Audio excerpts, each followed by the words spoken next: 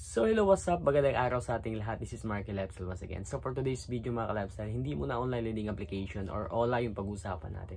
Let me share with you yung mga naging experience ko as a substitute teacher. Sa lahat po ng mga solid subscribers natin, then yung mga listener na hindi pa po nakapag-subscribe, please do like, share, subscribe, and then pakihit na rin yung notification bell lang siguro notify po kayo sa susunod na mga interesting video na i-upload po natin, especially about online learning application, dahil alam ko itong channel na to nakakatulong in good way, no, sa lahat po ng mga na-stress, nadidepress. So again mga ka-lifestyle, share ko sa inyo yung nagiging experience ko currently, no, as a substitute teacher. So hindi po madali yung mga trabaho ng substitute teacher, no, especially kung hindi mo na nabutan yung pinalitan mo sa school, no. So syempre mangangapa tayo. So as a professional teacher, kailangan nating trabahuin yung naiwan na trabaho nung pinalitan natin. So sa lahat po ng mga hindi pa po RQA this year, din sa susunod pa, laban lang po tayo, no, kasi ako ongoing pa po, lumalaban po ako, even though alam ko napakarami pong RQA this year, but hoping pa rin na magkaroon po tayo ng item, no. So sana gaya ko, ganito rin yun na nafe-feel nyo, no. Laban lang po tayo kasi alam ko meron talagang nakalaan para sa atin.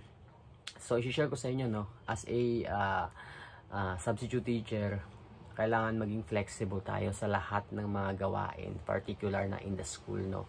Ngayon, pag inutusan tayo ng head natin, we should follow their order in order to, yan, kasi hindi natin alam, baka napag-utusan sila para monitor tayo, no. So yun, kailangan lahat natin gawin na task na iiwan sa atin.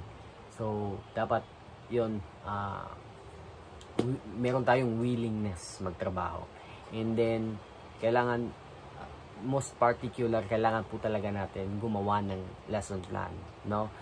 Guide po talaga natin yan para hindi tayo mga no, sa mga aralin or sa mga lecture na gagawin natin. Dapat alam natin paano gumawa ng lesson plan. Yun yung pinaka main important talaga. And then when it comes in discussion, alam ko, ako experience ko, especially yung first duty ko, no, syempre medyo shy type tayo, hindi naman talaga na vocal ka agad, no. So we have to observe first the attitude of our students, no.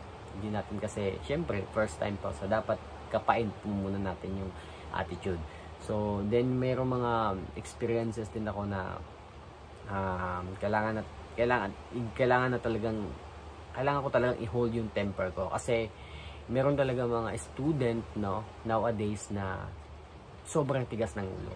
So kailangan talaga nating i-hold yung temper natin, kasi hindi na ako nagtataka kung bakit merong mga teachers na yon binabatikos kasi nasasaktan nila yung mga student nila, no.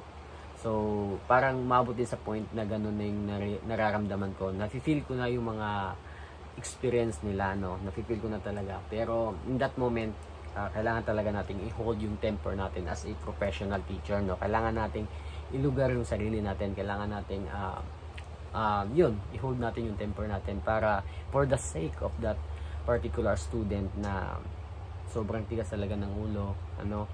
So yun, I hope sa lahat po ng mga nanonood ng videos na to, especially yung mga aspirant na maging professional teachers, pagbutihan lang po natin. Then sa lahat po ng mga substitute teacher ko, alam nyo yung mga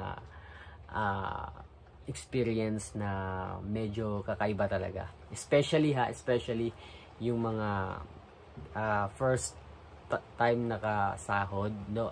Actually share ko lang sa inyo, dati nung di pa ako nakakasahod, kasi sobrang tagal talaga ng sahod, especially kung substitute ka lang, sobrang tagal talaga.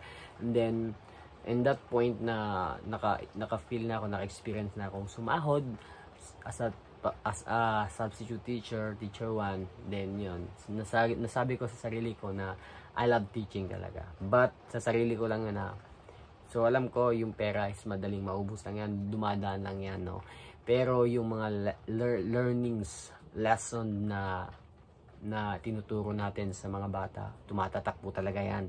So dapat natin pag-igihin pa ng mabuti para at least kahit papaano meron silang malaman sa atin. So yun yung mga nagiging experience ko.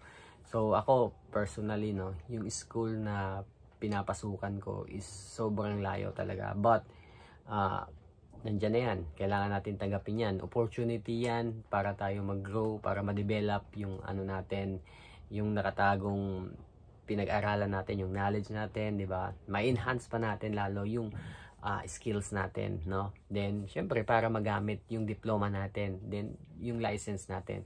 So, kailangan natin tanggapin whatever it takes, no? Kahit saang lugar pa yan, as long as opportunity, i-grab natin.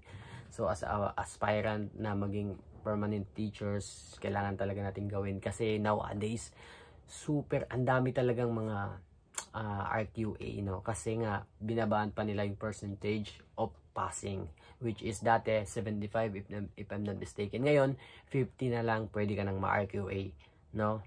So, yun, pagbutihan lang natin. Lamang talaga po talaga yung may mga experiences, then merong education, I mean, yung mga nag-take ng masteral, of course, lamang sila. Malaki yung points nila. Ako, honestly speaking, real talk, wala po akong experiences. Nagpa-RQA ako. Wala akong experiences and then wala akong education, which is yung masteral. So, yung pinangawakan ko lang talaga yung eligibility ko, yung LET, and then yung XTRF, yung Teacher Reflections Form na tinake namin. And then, the last is yung demonstration. So, yun tatlo lang yun pinahawakan ko. And other than yung iba wala na, gaya nung ano yung yun, so marami, no, so marami. So yun lang mga ka-lifestyle, no, share ko lang sa inyo. So ayun lang, I hope meron kayong mga nakuhang kaalaman about sa pagiging substitute teacher. Yun lang, peace.